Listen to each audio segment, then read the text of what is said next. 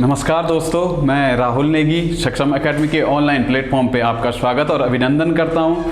जैसे कि हम पिछले वीडियो में आपको बता चुके हैं कि हम उत्तराखंड का इतिहास शुरू करने वाले थे। आज हम उत्तराखंड के इतिहास से पहला टॉपिक शुरू कर रहे हैं, जो कि हमारा प्राचीन उत्तराखंड का इतिहास होगा। एक बात आपको और बता दूं, सक्षम एकेडमी के धर्मपुर शाखा में हमारी जीएस, हिंदी और उत्तराखंड की क्लासेस शुरू हो चुकी है। जल्दी आप भी अपना रजिस्ट्रेशन करा लें। जो लोग आसपास रहते हैं वो ऑफलाइन के माध्यम से हमसे जुड़ सकते हैं, बाकी जो दूरस्थ क्षेत्रों में वो ऑनलाइन के माध्यम से हमसे जुड़ सकते हैं। तो चलिए, आज हमारा जो पहला टॉपिक था उत्तराखंड का प्राचीन इतिहास, इस बारे में हम थोड़ा जान लेते हैं। उत्तराखंड के प्राचीन इतिहास में हम देखेंगे कि उत्तराखंड के इतिहास के जो स्रोत थे, कहाँ से हमें जानकारी मिलती है। स्रोत मतलब कहाँ से हमें इस चीज़ की, इस क्षेत्र की जानकारी मिलती है। बेसिकली हम देखेंगे तो हमें कुछ ताम्रपत्र, अभिलेख, बुकें, इन चीज़ों से हमें इस क्षेत्र की जानकारी मिलती है। मोटे मोटे तौर पे देखेंगे तो हम उत्तराखंड के जो स्रोत हैं इनको दो भागों में डिवाइड कर लेते हैं। पहला पार्ट हमारा बनता है साहित्यिक स्रोत, दूसरा भाग हमारा बनेगा ऐतिहासिक स्रोत। साहित्यिक स्रोत में वे बुकें आएंगी जिन बुकों में उत्तराखंड के बारे में उल्लेख किया गया है। इन बुकों में हम देखेंगे तो हम इन्हें भी 3 भागों में बांट देते हैं पहले ही, धार्मिक, गैर धार्मिक और विदेशी यात्रियों का विवरण। धार्मिक बुकों में हमारे वेद, पुराण, महाभारत, कालिदास की रचनाएं, बौद्ध और जैन साहित्यों के बारे में उल्लेख करेंगे। फिर हमारा गैर धार्मिक में हमारा कल्हड़ की रासतरंगिणी, बाणभट्ट की हर्षचरित, पाणिनि की अष्टाध्यायी, मौलाराम का गढ़राज वंश काव्य।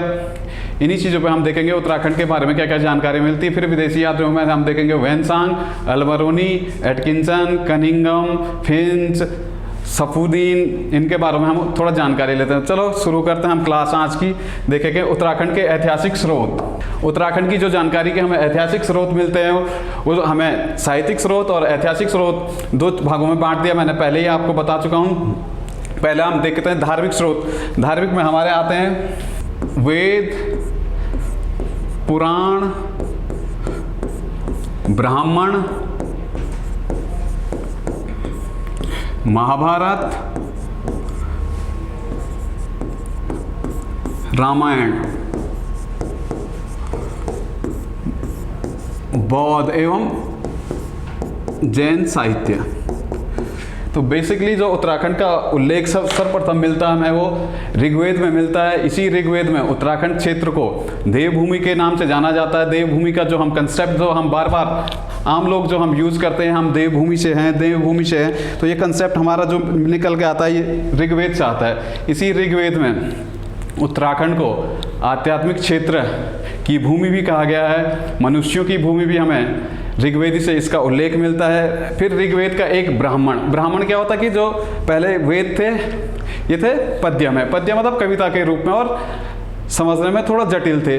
फिर क्या करते कि कुछ विद्वानों ने ऋग्वेद को सरल बनाने के लिए ब्राह्मण में तोड़ा। ब्राह्मण जो हमारा पद्य में है, तो इसी ब्राह्मण में ऋग्वेद का एक ब्राह्मण मिलता है हम पे, ऐत्रेय ब्राह्मण। इसी ऐत्रेय ब्राह्मण में कहा गया कि उत्तराखंड उत्तर क्षेत्र में रहने वाले कुरुओं की भूमि थी, या इसे उत्तर कुरु का उल्लेख भी करता है। देखिए ऋग्वेद में हमें मिलता है देवभूमि, आध्यात्मिक क्षेत्र, मनुष्यों की भूमि का उल्लेख ऋग्वेद से मिलेगा। ऋग्वेद के ब्राह्मण, ऐत्रेय ब्राह्मण में हमें उत्तर कुरु का उल्लेख मिलेगा। फिर हम आगे बढ़ेंगे तो आगे हमारा आएगा पुराण। तो पुराण में बेसिकली जो ग्रुप सी का महाभारत है, स्कंद पुराण। स्कंद पुराण में इस क्षेत्र के बहुत जगहों का उल्लेख है। जैसे हम कुमाऊं साइड चले गए, गंगोली हाट गए, तो गंगोली हाट का शैलदेश के नाम से उल्लेख मिलेगा। इसी पुराण में हिमालय क्षेत्र को 5 भागों में बांटा गया है। ये 5 खंड मेनली हम पूरब से पश्चिम की ओर चलते हैं तो नेपाल हिमालय, उसके बाद कुमाऊं हिमालय, फिर गढ़वाल हिमालय, कश्मीर हिमालय, फिर हमारा पंजाब हिमालय। स्कंद पुराण के हिसाब से हम जो हिमालय को बांटते हैं वो 5 भागों में बांटते हैं, लेकिन जो आज के हमारे भूगोलवेत्ता हुए इन्होंने हिमालय को 4 भागों में बांटा है। खरकवाल साहब, बंडवाल साहब ये 4 भागों में बांटते हैं। असम हिमालय, नेपाल हिमालय, कुमाऊं हिमालय और कश्मीर हिमालय। ये ज्योग्राफी की बात है, इसे हम बाद में ज्योग्राफी की क्लास में अध्ययन करेंगे। जो हमारा अभी का टॉपिक है हमारा ऐतिहासिक स्रोत। ऐतिहासिक स्रोत में देखेंगे तो हिमालय क्षेत्र को स्कंद पुराण में 5 भागों में बांटा गया है। इन्हीं 5 भागों में जो हमारा मेनली फोकस होगा वो कुमाऊं और गढ़वाल हिमालय पे होगा। कुमाऊं हिमालय और गढ़वाल हिमालय इसी कुमाऊं और गढ़वाल हिमालय को जो विभाजक रेखा माना गया है बौद्धांचल श्रेणी माना गया है। बौद्धांचल श्रेणी का उल्लेख किया गया कि बौद्धांचल श्रेणी कुमाऊं हिमालय को गढ़वाल हिमालय से अलग करती है। यही बौद्धांचल श्रेणी वर्तमान में बधानपट्टी सुना ही होगा आपने, यहीं पर रुद्रचंद ने युद्ध लड़ा था। यही बधानगढ़ था जो कुमाऊं हिमालय को गढ़वाल हिमालय से अलग करता है। इसी स्कंद पुराण में गंगोली हाट की हाट कालिका फेमस है। इसी गंगोली हाट को सैलदेश के नाम से इसी गंगोली हाट का उल्लेख किया गया है। फिर इस स्कंद पुराण को केदारखंड और मानसखंड दो भागों में बांटा गया। केदारखंड बाबा केदार की धरती गढ़वाल हिमालय, तो गढ़वाल क्षेत्र को हम केदारखंड के रूप में और मानसखंड के रूप में हम कुमाऊं क्षेत्र के रूप में जानते हैं। इसी केदारखंड में गढ़वाल के विभिन्न स्थलों का उल्लेख किया गया है, जबकि मानसखंड में कुमाऊं के क्रांतेश्वर पर्वत, चंपावत, इन क्षेत्रों का उल्लेख हमें मिलता है। चलिए आगे बढ़ते हैं। महाभारत काल में भी उत्तराखंड के जब पांडव वनवास के लिए प्रस्थान किए थे तो माना जाता है कि पांडव वनवास के जो टाइम पीरियड जो उत्तराखंड में कटा है, और इसी उत्तराखंड में जोशीमठ के पास एक शहर पड़ता है हमारा पांडुकेश्वर। माना जाता है कि इसी पांडुकेश्वर में पांडु जो कि पांडवों के पिता थे और कुंती माता का विवाह हुआ था, यहीं से पांडु को राजगद्दी प्राप्त हुई थी। और इसी के पास हमारा भीमपुल है जो कि सरस्वती नदी पर स्थित है। भीमपुल से माना जाता है कि पांडव प्रस्थान करते हुए स्वर्गारोहणी से देवलोक की ओर गए थे। ये चमोली और उत्तर काशी के बीच इस पर्वत श्रेणी है। ये माना जाता है कि पर्वत पांडवों ने यहीं से स्वर्गारोहण किया था। फिर देखेंगे हम रामायण संस्कृति से, तो रामायण संस्कृति में उत्तराखंड का उल्लेख कहाँ पे मिलता है? माना जाता है कि देवप्रयाग का जो मंदिर है इसमें श्री रामचंद्र जी ने शिवलिंग की स्थापना की थी। देवप्रयाग में मर्यादा पुरुषोत्तम श्री राम ने शिवलिंग की स्थापना की। ऋषिकेश के पास में हम पे तपोवन क्षेत्र मिलता है, यहाँ लक्ष्मण जी ने तपस्या की थी। फिर ऋषिकेश में विभिन्न स्थल जैसे हमारा भरत मंदिर हो गया, लक्ष्मण झूला हो गया, राम झूला हो गया, ये चीज़ें हमें रामायण संस्कृति से जोड़ती है। माना इसी क्षेत्र में हम कहते हैं कि रामायण संस्कृति का प्रभाव भी उत्तराखंड क्षेत्र में था। अब देखें जैन और बौद्ध साहित्य। पहले बौद्ध साहित्य में देखते हैं हम, तो बौद्ध साहित्य में हम पे दो चीज़ें मिलती हैं हमें। कुणाल जातक, बौद्धों का एक ग्रंथ है कुणाल जातक। कुणाल जातक में माना जाता है कि बौद्ध धर्म के जो परिवारजक मतलब होते बौद्ध धर्म के जो प्रचार धर्म का जो प्रचार प्रसार करते थे उन्हें परिवारजक कहते थे। इन्होंने हरिद्वार क्षेत्र के ऊसरीगिरी, ये वर्तमान क्षेत्र में अहोगंग, हरिद्वार का अहोगंग पड़ता है मेनली चंडी माता मंदिर। इधर की साइड हमारा मनसा देवी रह गया। जब हम देहरादून से हरिद्वार की यात्रा करते तो हमारे right hand side Mansa Devi, left hand side Chandi Devi. Chandi Devi के ऊपर जो क्षेत्र पड़ता है अहोगंग कहते हैं। ये बौद्ध धर्म का एक प्रमुख स्थल है उत्तराखंड में। इसी क्षेत्र में कुणाल जातक के अनुसार कुछ परिवारजकों ने बौद्ध धर्म का प्रसार किया था। अब इनका एक और ग्रंथ आता हम पे, इसी महावेशनर में कहते हैं कि कुछ तथागतों मतलब बौद्ध धर्म के प्रचारकों ने गंधमादन क्षेत्र माणा बद्रीनाथ वाला क्षेत्र है वर्तमान में, इस क्षेत्र में भी बौद्ध धर्म का प्रसार किया था। ऐसे ही जैन साहित्य में भी हमें मिलता कि जो जैन धर्म के तीर्थंकर थे उत्तराखंड की यात्रा पे आए थे। तो चलिए ये हो गया हमारा धार्मिक ग्रंथों के आधार पे। आगे जब हम बढ़ते हैं तो हमारा गैर धार्मिक ग्रंथ आते हैं। गैर धार्मिक ग्रंथों में हम विशेषली जो उत्तराखंड का इतिहास की थोड़ा बहुत जानकारी कल्लड़ की राज तरंगिणी देती है। मेनली ये कश्मीर के इतिहास से संबंधित थी, कल्लड़ द्वारा रची हुई रचना है। तो कल्लड़ इस बुक में कहता है कि कश्मीर का एक बाहुबली प्रतापी शासक ललितादित्य मुक्तापीठ हुआ है, जो कि पूरे हिमालय क्षेत्र को जीत लेता था। इसी ललितादित्य मुक्तापीठ की विजित गाथाओं का उल्लेख कल्लड़ राज तरंगिणी में करता है। इसी राज तरंगिणी में योद्धे व कत्यूरी राजवंश की जानकारी हमें मिलती है। कल्लड़ की राज तरंगिणी में जो हमें जानकारी मिलती है मेनली उत्तराखंड में योद्धे और कत्यूरी राजवंश की जानकारी का उल्लेख मिलता है। इसी में हम कल्लड़ द्वारा जो ललितादित्य मुक्तापीठ की विजित गाथाओं का उल्लेख करता है। इसी में बाड़ाहाट का उल्लेख भी मिलता है हमें। प्राचीन टाइम में उत्तराखंड में जो हाट थे, हाट बाजारों को कहते थे। ठीक है, इसी में अब देखिए आगे बढ़ते हैं हम। पाणिनि की अष्टाध्यायी, अष्टाध्यायी पाणिनि की एक ग्रंथ है। इसी अष्टाध्यायी में पाणिनि इस क्षेत्र में खास कोल, किरात, किन्नर, यक्ष आदि जनजातियों का उल्लेख करता। मान ली जो पाणिनि के अष्टाध्यायी है, इसमें एक और चीज हमें उल्लेख मिलता है, इसमें आयुधजीवी, एक जनजाति को आयुधजीवी कहते हैं। ये आयुधजीवी जनजाति कौन है, इसकी भी मैं ट्रिक बता देता हूँ आपको। क्या चीज़ थी आयुध जैसा आयुध फैक्ट्री, OFD को कहते हैं हम आयुध फैक्ट्री। आयुध मतलब होता है युद्ध, तो युद्धजीवी जनजाति कौन सी थी। अब हम जाते हैं मेनली लाखामंडल साइड, देखें तो हम पे एक उनका एक जौनसारी कल्चर में एक नृत्य आता है हारुल।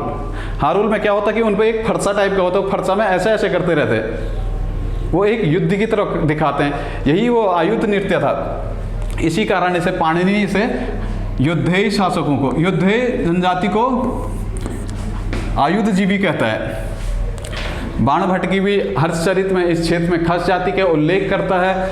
फिर हम पे आता है मौलाराम का गढ़राज वंश। मौलाराम गढ़राज वंश में गढ़राज्य के जो स्थिति थी, क्या सुदर्शन शाह के बारे में भी लिखता था। सुदर्शन शाह के पूर्ववर्ती राजाओं का उल्लेख करता है, राजवंशावली मौलाराम देता है। जो गढ़वाल की राजवंशावली थी, अजयपाल, कनकपाल, इन चीज़ों के बारे में भी मौलाराम उल्लेख करेगा। इस बारे में हम जब पंवार शासन पे पहुंचेंगे तब विस्तृत चर्चा करेंगे। अभी थोड़ा संक्षिप्त चर्चा कर रहा हूँ मैं इस पर। अब चलते हैं कल्याण चंद्रोदय। चंद्र शासन में कल्याण चंद्रोदय कवि शिव की एक रचना है। ये जैसा मौलाराम गढ़वाल के इतिहास के बारे में जानकारी देता था, ऐसे ही ये कुमाऊँ की जो चंद्र राजवंश है, इसके इस वंशावली हमें उपलब्ध कराता है। फिर चलते हैं हम कालिदास। तो मेनली कालिदास जी की रचनाएं, थोड़ा बाद में संक्षिप्त चर्चा करता हूं मैं कि इस क्षेत्र में क्या कहा गया है। आप देखिए विदेशी यात्रियों का विवरण। उत्तराखंड देवभूमि है, 4 धाम यात्रा खुलती है, तो बहुत से यात्री अभी भी यहाँ आते हैं। ये कॉन्सेप्ट हमारा पुराने टाइम से था, क्योंकि बहुत सुंदर हमारा उत्तराखंड है। इस क्षेत्र में टूरिस्टों का आना लगातार बना रहता है। जब हम देखें तो पहले हर्षवर्धन के काल में वैनचांग चाइना से आया था, पहले हरिद्वार पहुंचा था। हरिद्वार का उल्लेख अपनी रचना सीयूकी में, ये वैनचांग की रचना है सीयूकी। इसी सीयूकी में वैनचांग 634 ईस्वी, ये क्वेश्चन आया था शायद कनिष्क सहायक में। 634 ईस्वी में ये हरिद्वार की यात्रा करता है। इसी हरिद्वार को ये मोयोलो, इसी हरिद्वार क्षेत्र को मोयोलो, जबकि हरिद्वार के पास बहने वाली गंगा नदी को भद्रा, गंगा नदी को जो कहता है भद्रा का उल्लेख करता है गंगा नदी के लिए, मोयोलो का उल्लेख करता है हरिद्वार शहर के लिए। ऐसी हरिद्वार को ये बताता कि 20 ली, जो ये ली था ये प्राचीन चीनी माप की एक इकाई थी। इसी 20 ली के दायरे में बताता कि हरिद्वार का विस्तार था। गंगा नदी को भद्रा के नाम से जानते हैं। फिर जब हरिद्वार पहुंचा तो हरिद्वार में कुंभ मेले का भी उल्लेख करता है। इसी को आगे बढ़ते हुए जब हरिद्वार से तराई और कुमाऊं और मध्य गढ़वाल के क्षेत्र में जाता तो यहाँ पे एक वंश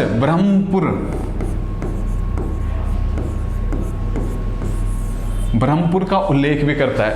जो ये मेनली ब्रह्मपुर था, ये पौरव राजवंश से संबंधित बताता है।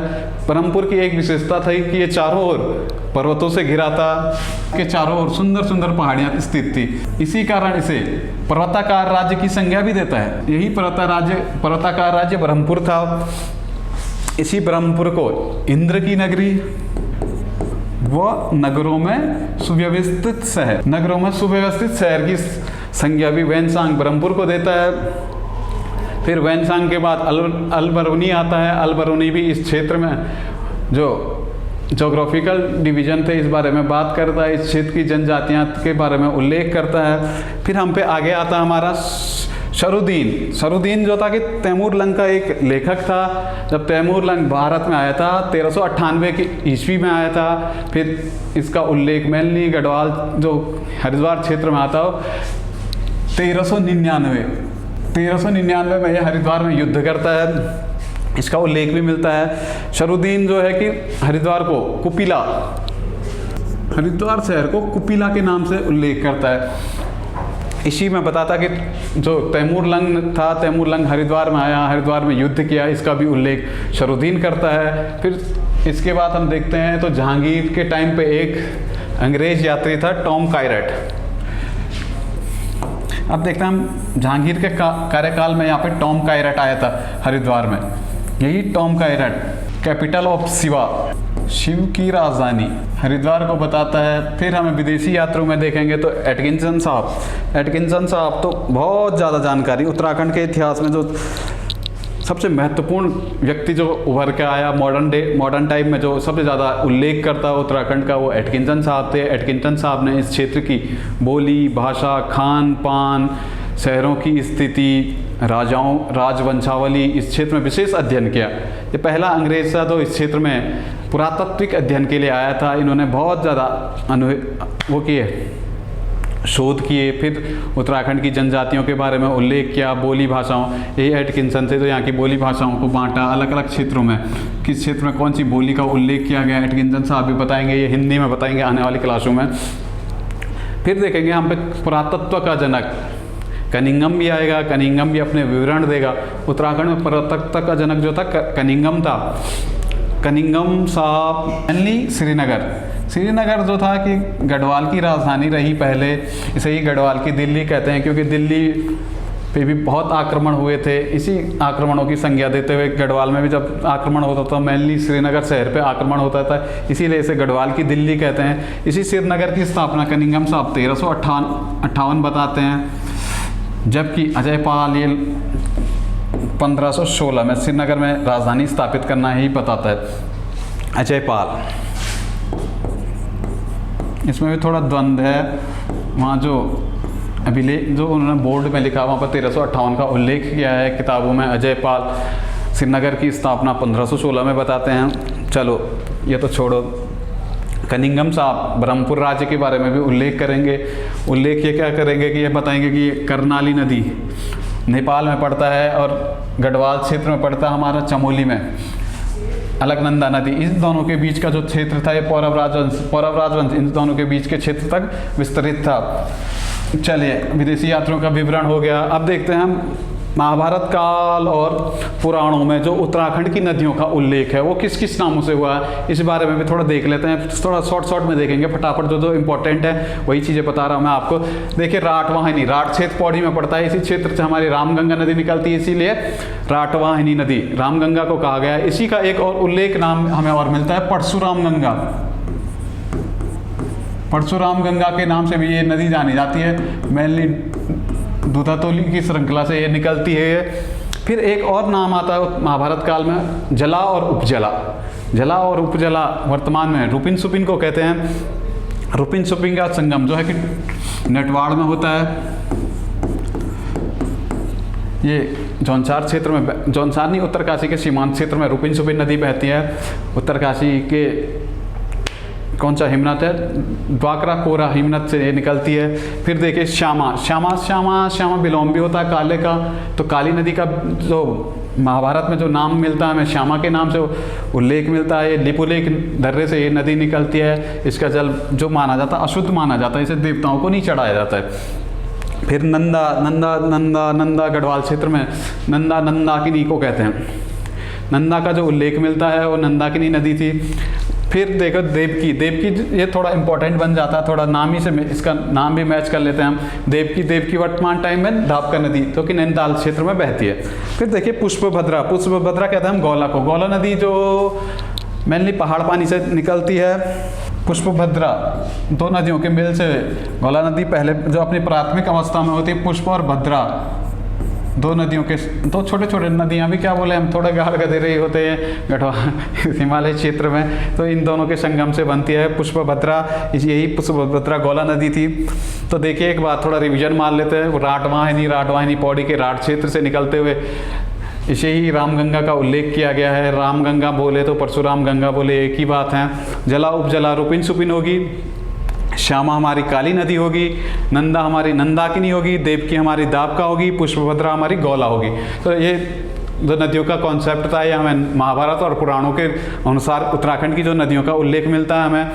चलिए आगे बढ़ते हैं, थोड़ा आगे और चर्चा कर लेते हैं। उत्तराखंड के सरोवर बोले, ताल बोले। पहले पुराणों में कहा गया उत्तराखंड में अनेकों ताल थे, सहस्त्रों ताल थे। मैनली ताल, नैनीताल, चमोली और उत्तरकाशी के क्षेत्र में बहुत ज़्यादा ताल हम पे, अभी वर्तमान समय पे भी हम पे हैं।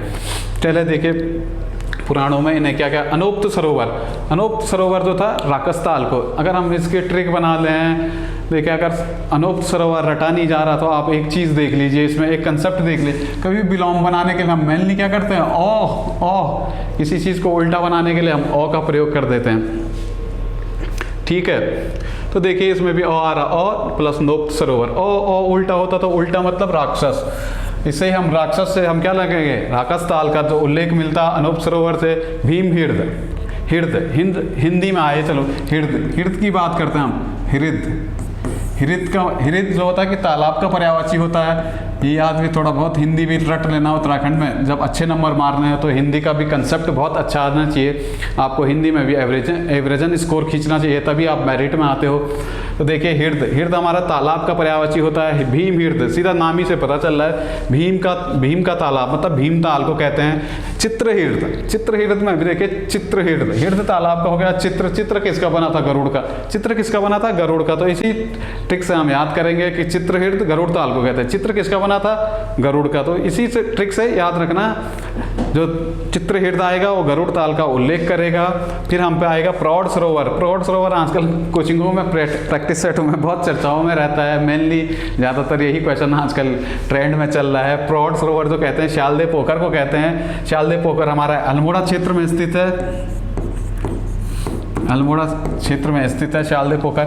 और इसी पुराणों में एक और ताल आती है हम पे, नंदासर ताल ऋषि ताल चमोली में है, ये ऋषिगंगा घाटी में बहती है। चलो एक करंट का क्वेश्चन, करंट भी क्या रहा आयोग, तो वैसे हमारा करंट डालता है नहीं, करंट में थोड़ा पुराना चल जाता है। तो इसी ऋषिगंगा घाटी में 7 फरवरी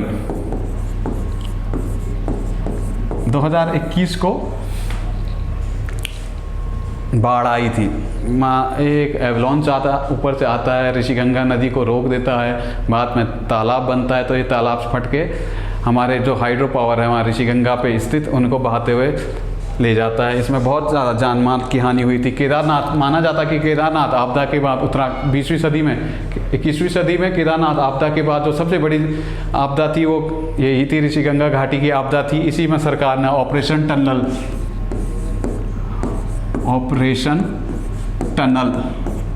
जो राहत और बचाव कार्य थे वो ऑपरेशन टनल के नाम से यहाँ पे चलते हैं। चलो छोड़े, ये तो बात की बात है, हम इसे स्टैटिक जीके में पढ़ेंगे थोड़ा ढंग से, क्या क्या इस पे चर्चा हुई। चलिए आप थोड़ा पर्वतों के नाम भी देख लेते हैं। नंदागिरी, जो पुराणों और महाभारत काल में जो नंदागिरी थी, वर्तमान में नंदा देवी है। यही उत्तराखंड की सबसे ऊंची चोटी है। गंधमादन वर्तमान में माणा बद्रीनाथ वाला क्षेत्र यही गंधमादन कहलाता था। पुनः बिल्लवकेश्वर श्रीनगर के पास स्थित बिल्लव पहाड़ियाँ हैं। इसी बिल्लवकेश्वर में कहते हैं कि अर्जुन ने तिमुल युद्ध किया था। बिल्लवकेश्वर का उल्लेख बिल्लव केदार के नाम से मिलता है। महीशखंड का उल्लेख जो मिलेगा हमें मैखंडा के नाम से मिलेगा। मैखंडा रुद्रप्रयाग में पड़ता हमारा मैखंडा।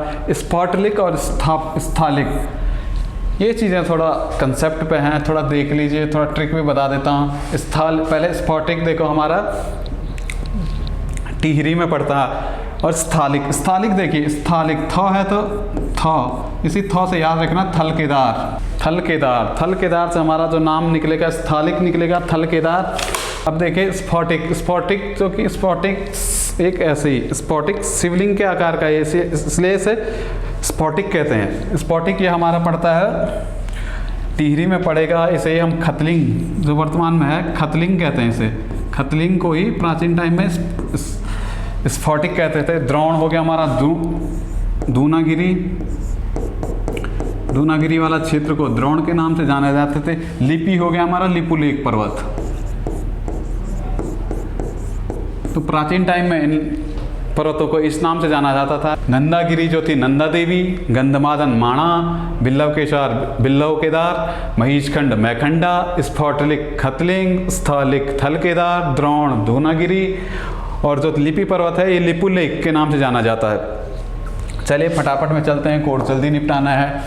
तो अब देखिए कालिदास की जो रचनाओं हैं इसमें उत्तराखंड का उल्लेख विशेष रूप से हुआ है। कालिदास के नाटक अभिज्ञान शाकुंतलम में उत्तराखंड के में मालिनी नदी का तट और कर्णवाश्रम का विशेष उल्लेख मिलता है। इसी में हरिण, मारिच और क्षेत्रों का भी उल्लेख मिलता है।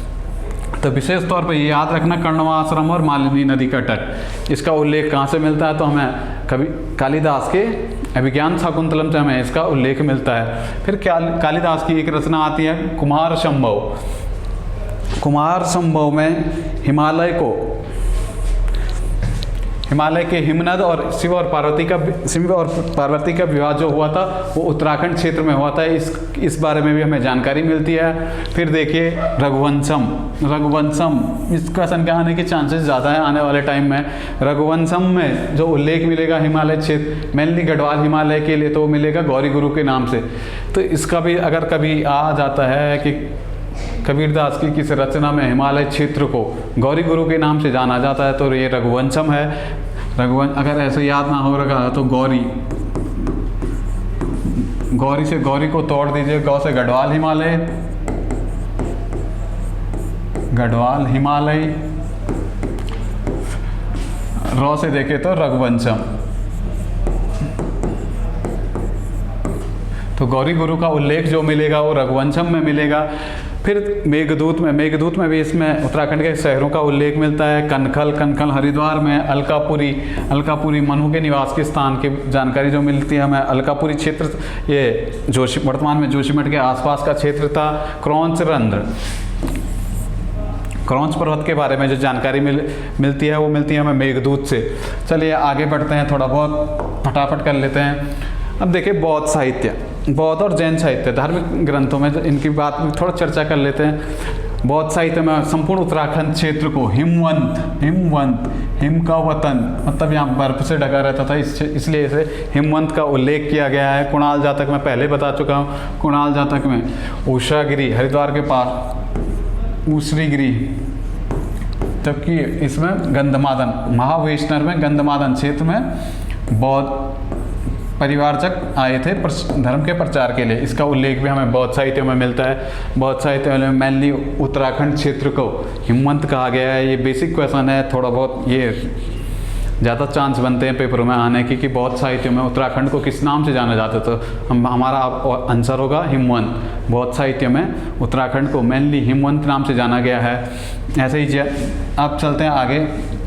देखिए पाणिनि की अष्टाध्यायी में खस, अम्बुद, किरात, कोल, यक्ष, किन्नर आदि जनजातियों का उल्लेख मिलता है। आयुधजीवी भी इनमें योद्धेय को कहा जाता है। योद्धेय जनजाति को पाणिनि अष्टाध्यायी में युद्धजीवी मतलब आयुध मतलब युद्धजीवी कहेगा, इसका उल्लेख भी होता है। चलिए आगे चलते हैं थोड़ा। पुराणों में जो था, अभी तक मैं पढ़ा रहा था स्कंद पुराण में केदारखंड मानसखंड में बांटा गया है। ये चीज़ें मैंने बताया था। गढ़वाल का क्षेत्र केदारखंड, कुमाऊं का क्षेत्र मानसखंड। अब जो इन दोनों का संयुक्त क्षेत्र था केदारखंड प्लस मानसखंड, इसी क्षेत्र को हम उत्तराखंड नहीं, अभी उत्तराखंड का कंसेप्ट नहीं आया। उत्तराखंड का कंसेप्ट हमें आएगा शालिग्राम की पुस्तक उत्तराखंड रहस्य, जो कि 1923 में रिलीज हुई थी। फिर हम देखेंगे चमोली, पिथौरागढ़ और उत्तरकाशी का जो डिस्ट्रिक्ट बना था, जो डिस्ट्रिक्ट बनाए थे उत्तर प्रदेश सरकार ने, वहाँ पे भी उत्तराखंड मंडल का पहली बार उल्लेख किया था। फिर देखिए पहले इसी पे चर्चा कर लेते हैं। उत्तराखंड जो मानसखंड प्लस केदारखंड का जो संपूर्ण क्षेत्र था, इसके लिए उत्तरखंड, खसदेश या ब्रह्मपुर, हमारा संयुक्त क्षेत्र है जो वर्तमान में उत्तराखंड है, इसको हम खसदेश, उत्तरखंड, ब्रह्मपुर के नाम से जाना जाता था पुराणों में संपूर्ण क्षेत्र। जबकि पर्टिकुलरली देखें तो कुमाऊं रीजन को हम मानसखंड, केदार और गढ़वाल रीजन को बाबा केदार की भूमि केदारखंड के नाम से उल्लेख किया गया है। ठीक है। राहुल सांस्कृत्यायन यहाँ पे खसदेश का भी उल्लेख करते हैं। तो राहुल सांस्कृत्यायन बताते हैं कि उत्तराखंड जो था कि खस मंडल बनने से पहले, राहुल सांस्कृत्यायन के अनुसार उत्तराखंड खस मंडल, मतलब खस जाति के निवास से पहले, खस मंडल बनने से पहले किरात मंडल का उल्लेख करते हैं। राहुल सांस्कृतिक क्या कहते हैं, उत्तराखंड जो क्षेत्र था ये पहले खस मंडल से पूर्व किरात मंडल था। कि इसका मतलब समझ रहे हो आप, इसका मतलब यह है कि उत्तराखंड में खसों के निवास से पूर्व किरात जनजाति निवास करती थी। राहुल सांस्कृतिक, जबकि हमारे डबराल साहब जो मानते हैं, हम कोल को सबसे प्राचीन जनजाति मानते हैं, जबकि एटकिंसन साहब किरात को सबसे प्राचीन जनजाति मानते हैं। देखिए थोड़ा जनजाति का भी कंसेप्ट देख लेते हैं। जो हमारे किरात जनजाति हैं, पहले कोल का देखते हैं। कोल क्योंकि डबराल है हमारा, कभी क्वेश्चन बनता है उत्तराखंड की सबसे प्राचीन जनजाति कौन सी है, तो एटकिंसन के अनुसार आएगा तो किरात। डबराल के अनुसार तो चारण है, चारण जी शिव प्रसाद डबराल उत्तराखंड के इतिहासकार, मेनली इन्होंने उत्तराखंड क्षेत्र पे बहुत बुकों पर अध्ययन किया है, जनजाति पे बहुत अध्ययन किया है, उत्तराखंड क्षेत्र के विशेष शोधकर्ता रहे हैं। तो इनके अनुसार जो कोल जनजाति, कभी अगर ऐसा ना आए किसी व्यक्ति विशेष के बारे में ना पूछे कि किसने किसे क्या कहा है, तो मेनली जो हमारी प्राचीन जनजाति मानेंगे हम डबराल जी के अनुसार ही चलेंगे, क्योंकि डबराल जी का इस क्षेत्र में अध्ययन बहुत ज़्यादा है। तो हम कोल जनजाति को सबसे प्राचीन जनजाति मानेंगे। इसी कोल जनजाति को प्राचीन समय में मुंड ऑब्लिक शबर, मुंड ऑब्लिक शबर के नाम से इन्हें जानकारी मिलती है। ये क्वेश्चन हमारा शायद वीडियोस कनिष्ठ सहायक में आ चुका है। किरात जनजाति को प्राचीन टाइम में भिल के नाम से जाना जाता था। जो खस है, खस को तगा, ये तगा जो नाम मिलता है हमें वृद्ध संहिता में, खसों को तगा कहा गया है। वृद्ध संहिता मिहिराचार्य की बुक थी और ये बताते कि उत्तराखंड, ये इस बुक में उत्तराखंड की 55 जनजातियों का उल्लेख करते हैं। जनजातियाँ मिहिराचार्य जो हैं जनजातीय उत्तराखंड में जनजातियों का उल्लेख करते हैं। इसी खस जनजाति को ये तगा के नाम से जानते हैं। चलिए हमारा साहित्यिक स्रोत यहीं पे ख़त्म होता है। जो हमारा आज की क्लास यहीं पे समाप्त करते हैं। जो अगली क्लास हमारी होगी वो ऐतिहासिक स्रोत की होगी।